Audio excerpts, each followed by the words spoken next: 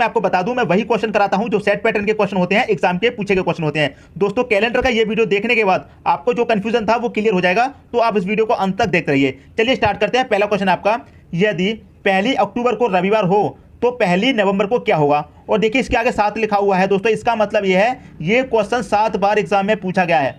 अब आप खुद समझ सकते हैं ये क्वेश्चन कितना इंपॉर्टेंट है जब 7 बार एग्जाम में पूछा गया है। ठीक है, अब देखिए क्वेश्चन क्या कह रहा है, यदि 1 अक्टूबर को क्या था, रविवार। अब दोस्तों आपको क्या पता होना चाहिए, महीने, कौन सा महीना कितने दिन का होता है। क्लियर है, यहां पर क्या रखा है अक्टूबर, तो अक्टूबर का महीना दोस्तों कितने दिन का होता है, 31 दिन का होता है। क्लियर दोस्तों बात। अब 31 में से कितने दिन दे रखे हैं, पहली का दे रखा है ना, 1 अक्टूबर को, तो जितने भी अक्टूबर दिया जाएगा उसे माइनस कर देंगे। 1 तारीख दी गई तो 1 को माइनस कर दो, कितना बचेगा, 30 बचेगा। तो इस 30 को आप यहां पर लिख लीजिए। बात दोस्तों क्लियर है, मैं आपको समझा देता हूं। अक्टूबर का महीना कितने का होता है, 30 का। यदि यहां पर 5 अक्टूबर दिया जाता, 5 अक्टूबर को रविवार, तो 5 माइनस करते 31 में से 6 अक्टूबर को दिया जाता 6। कहने का मतलब है जितने दिन दिए जाएंगे, जितनी तारीख दी जाएगी उसे माइनस कर देंगे और जो बचेगा उसे लिख लेंगे। 31 में से हमने 1 को माइनस किया है, जो बचा है वो लिख लिया। क्लियर है दोस्तों। अब देखिए प्लस कितने दिन का पूछा गया है, 1 नवंबर का।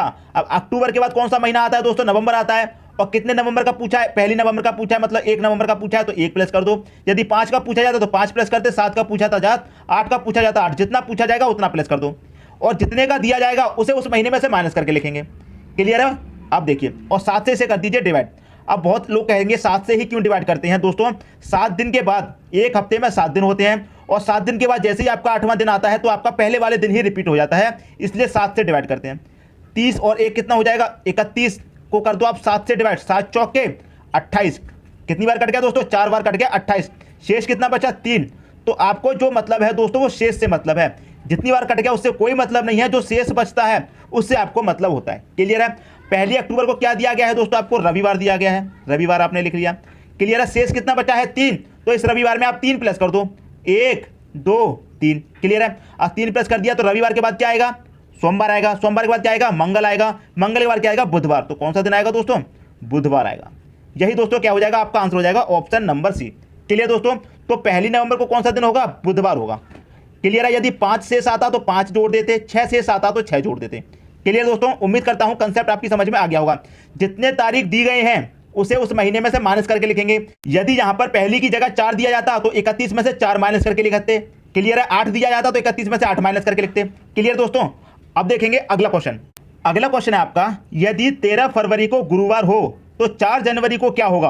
क्लियर दोस्तों। 13 फरवरी को गुरुवार हो तो 4 जनवरी को क्या होगा। देखिए फरवरी का महीना दोस्तों कितने का होता है, 28 का होता है। जितना दिया गया है उसे माइनस करके लिखेंगे दोस्तों। कितना दिया गया है, 13, तो आप क्या कर दीजिए, 13 को माइनस कर दीजिए।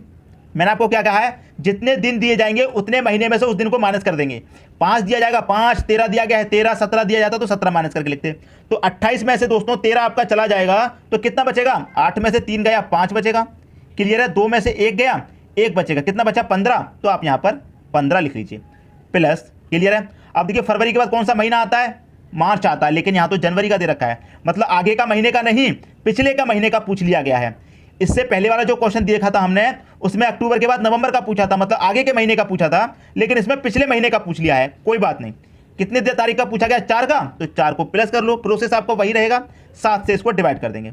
15 4 कितना हो जाएगा, 19 हो जाएगा। 19 को आप करेंगे 7 से डिवाइड, 7 दूने 14 कट जाएगा, 14 कट गया। शेष कितना बचा दोस्तों, यहां पर शेष बचेगा, 14 कट गया तो 5 आपको शेष बचेगा।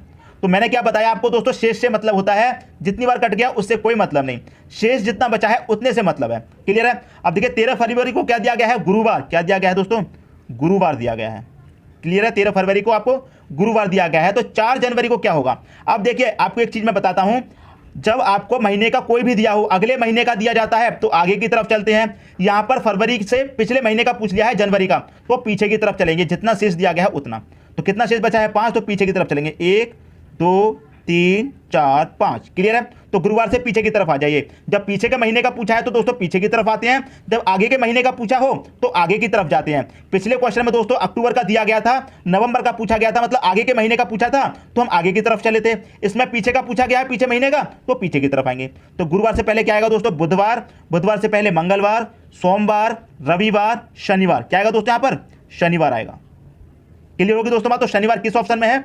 ए ऑप्शन में आपका शनिवार दे रखा है, यही क्या हो जाएगा दोस्तों आपका सही आंसर हो जाएगा। क्लियर है? उम्मीद करता हूं क्वेश्चन आपको अच्छे तरीके से क्लियर हो गया होगा। जब आगे के महीने का दिया जाएगा तो आगे की तरफ चलेंगे, और जब पीछे के महीने का दिया जाएगा तो उस दिन से पीछे की तरफ चलेंगे। क्लियर दोस्तों, उम्मीद करता हूं कंसेप्ट आपको अच्छे से समझ में आ गया होगा। अब देखेंगे दोस्तों अगला क्वेश्चन।